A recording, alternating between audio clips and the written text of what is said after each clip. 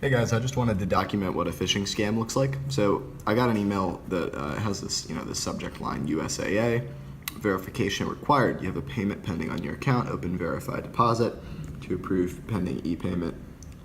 And it's from this address here, jbosch@vihebron.net, right? Now, I've got some concerns about this, right? I went ahead and opened the link, but I'm not going to submit any personal information. It takes me to this website, and if you look at the URL bar here, you can see that it's on forms.office.com. It's not on an official USAA website, and it's less convincing for me. I'm less likely to fall for it because I don't have a USAA account to begin with. It's just not something that would come up for me, really. But ultimately, this might be tricky for some people. You can also tell that the style sheets aren't necessarily what you might expect from, USAA as like an organization. But, they're asking for your password here. And also, you notice they put these little dots inside that password.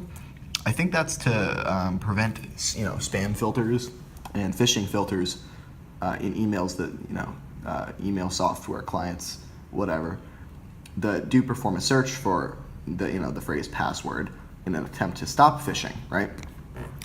So really what phishing is, I would enter my information here, and this company who isn't USAA and is instead just something random being hosted on forms.office.com would collect all that information, all of these things that they could use to, they have my password, they would have my ID, they would have all these verification question answers, and presumably they would able to, completely steal my identity, do whatever they wanted. And so this is just something you should be very aware of. It says down here at the bottom, never give out your password. I don't really know what that means. Is this let's see, is this a MS Forms thing, or is it? Oh, I think it might be. Yep, it is. It's phishing. Okay, we're gonna report it. And that's how you stop other people from falling for this in the future.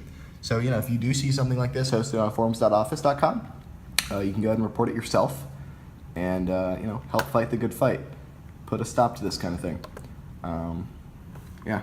So I've reported it as phishing now. I'm also going to go to my email and I'm going to mark it as junk slash. Can I really only mark it as junk?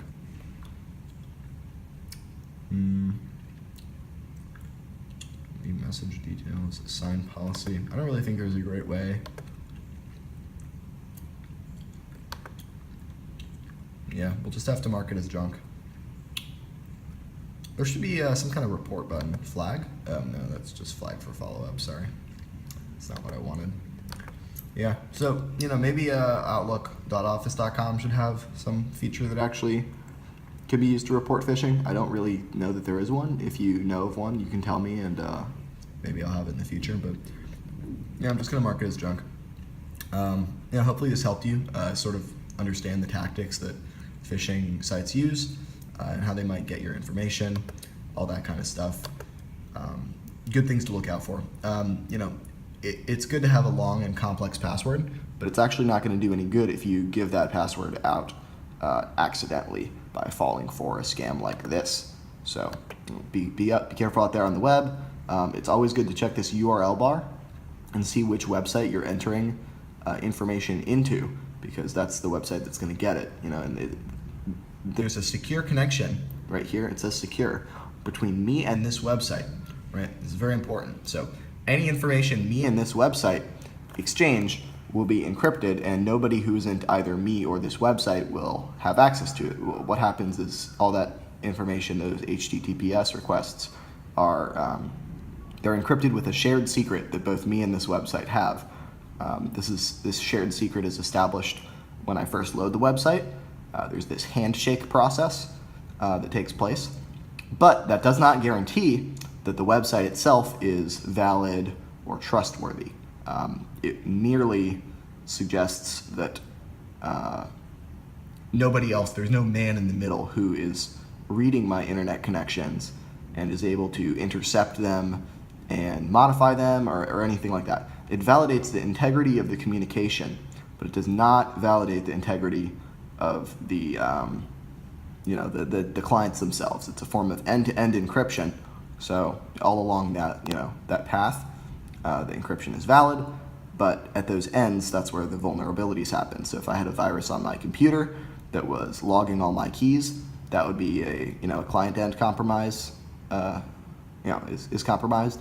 And in this case, the server is compromised. The server is malicious. They are trying to steal my data. And I'm very confident that this is actually a phishing scam. I mean, all the telltale signs are there. I mean, they're asking for information that is only used when you're like trying to change a password and stuff like that. Like, these are the kinds of verification questions that you only see for that kind of situation. And it's a very, sketchy way of doing this, just sending a random office form. So I'm extremely confident that this is just a straight up scam.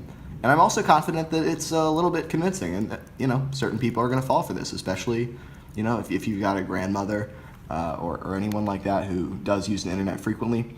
I think it's a very good idea to make sure they stay aware of this kind of problem, this kind of threat to their security, and what it means for them. But that's about all I had today. Thanks for watching.